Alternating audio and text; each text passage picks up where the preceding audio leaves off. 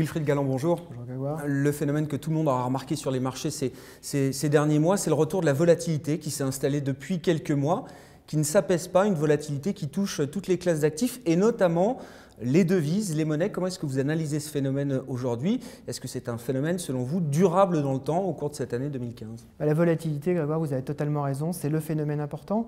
Et ce phénomène, il se propage en fait des devises vers toutes les classes d'actifs. Mais la volatilité n'est que le reflet d'un certain nombre d'incertitudes. Alors on a de l'incertitude au niveau politique, on le voit avec les élections en Grèce. On a de l'incertitude au niveau économique, on a de l'incertitude au niveau monétaire. Que va faire la Banque centrale européenne? Et là, on est tous dans l'expectative. C'est important parce qu'il y a la Banque centrale européenne, mais toutes les grandes banques centrales qui sont toujours à la manœuvre aujourd'hui, qui provoquent aussi en partie cette incertitude sur les marchés. Alors que c'était des piliers, c'était des références, c'était des gages de stabilité, on va dire, au cours de ces années de crise, ça devient aussi les facteurs d'incertitude, là. Les banques centrales ont toujours été ceux qui murmuraient à l'oreille des marchés.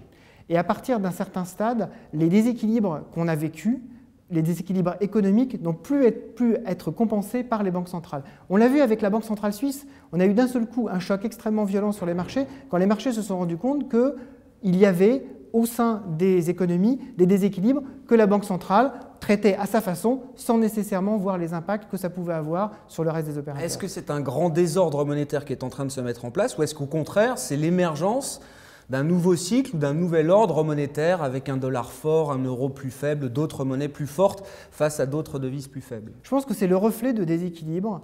Et ce reflet-là, il va effectivement perdurer parce que les déséquilibres, en termes de croissance, en termes monétaires, en termes économiques, ils sont là. Il faut savoir les prendre en compte dans les portefeuilles, ne pas les nier, ne pas non plus se laisser aveugler par une volatilité de court terme. Comment est-ce qu'on fait quand on est gérant de fonds, quand on a des clients comme chez vous, chez Neuflize, dans ces marchés qui sont des marchés de trading? On a l'impression qu'on a parfois 3-4 séances en une, moins 1%, plus 2, plus 3, des écarts très importants au cours d'une même séance. Comment est-ce qu'on gère ça? Comment est-ce qu'on essaye d'avoir un horizon un petit peu moyen-long terme d'investissement? Alors, j'ai tendance à dire dans une boutade, face au déséquilibre, il faut garder l'équilibre des portefeuilles. Et garder cet équilibre, ça veut dire… Garder le cap. Exactement, garder le cap, avoir les yeux un peu rivés sur son allocation d'actifs, profiter des opportunités, il y en a, mais néanmoins savoir, dans une politique de bonne gestion, prendre des profits lorsque c'est nécessaire. Wilfried Galland, merci. Merci beaucoup, Grégoire.